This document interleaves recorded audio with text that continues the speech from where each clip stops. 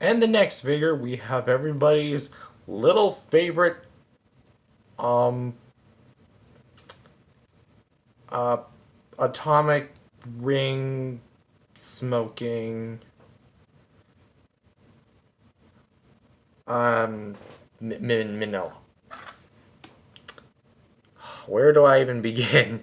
Um, Minilla has had quite a rough, um, reception amongst people who have watched the Godzilla films in the past 67 years and 68 years, I think now. Is it 68 years? Yeah, I think so. Let's just say that this figure is at least great in that his overall sculpt and paint is actually pretty good. The eyes himself are not doing him any favors in terms of the design, but it's still accurate to the movie with solid black pupils. The teeth are okay. I mean, they're in the tiny painted. I like the gloss. I like it. The overall paint and sculpt is actually pretty good. Really accurate to the movie. On has like a little tiny little hair on him, probably for my cats and dogs. But yeah, he has like a lot of different bumps, different crevices on him. I still think that this kind of bugs me though. The amount of dorsal spines they gave him. That's more of a fault of Toho than anything. But honestly, why? How much dorsal fins is this guy gonna grow when he's older? We never really saw that, shockingly. Um, he has kind of a gradient going on the claws, gradient going on these claws too, and it's just kind of like a mishmash of grays and mild brown and dry brushings to give out more of a detailed look, and it honestly does not look that bad. For articulation, we have a rotation at the head, which actually we're gonna kind of fan the camera out a bit.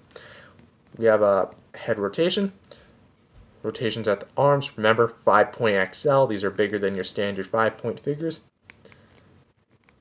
Swivels at the shoulder, the legs, and that's it. One dot. 1, 2, 3, 4, 5. No articulation at the tail, which is surprisingly long for, like, proportionally. This might be like one of the longer tails from body to tail ratio in that sense.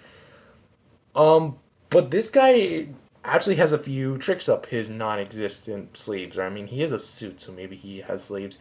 He actually comes with an alternate head. Why does this mouth look like something out of Alien? This is straight up the third mouth, or the mouth that the second mouth. You know what I'm saying? Like it reaches out and just grabs you. Yeah, like that's just straight up this mouth. The sculpt and paint looks decent. I mean, my eyes kind of got a little dirt, but it looks like he's missing a tooth. Someone punched him upside the head. So basically, what you want to do is, you want to pop off the head, and then pop this one on, kind of wiggling it in. You don't need a hair dryer, and I wouldn't imagine using a hair dryer on something this small. And so it looks like this to accommodate a smoke ring effect, which actually looks pretty good. Although I will admit, this looks like a lifesaver candy. So you just plug it in, and there you go. Only criticism.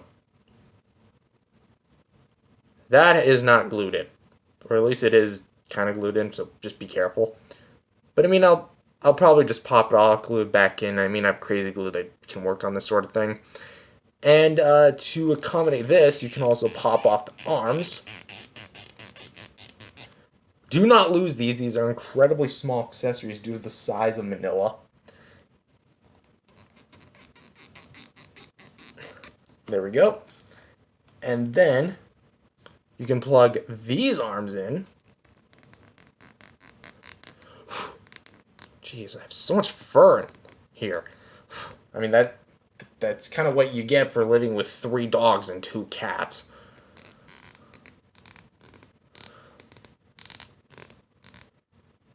And there you go. Hold on. I think you actually raise the arms up. So here you go. He's blown the smoke ring. Needless to say, this is actually quite a well done accessory, but he has one more, you guessed it, the black base, which you can plug it to whichever peg you please, and then there you go. Pretty sweet, I do say, but please, for the love of Godzilla, keep that mouth, keep the ring in the mouth, please.